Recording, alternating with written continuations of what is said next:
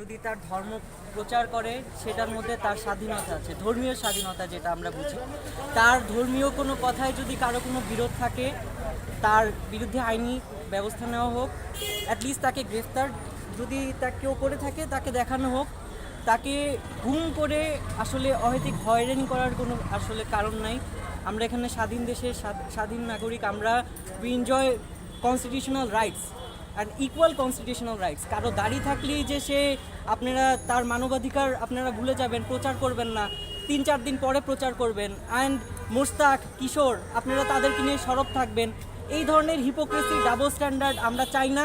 আমরা চাই main stream media সকল প্রভাব মুক্তভাবে নিরপেক্ষভাবে এই নিউজটাকে প্রচার করুক।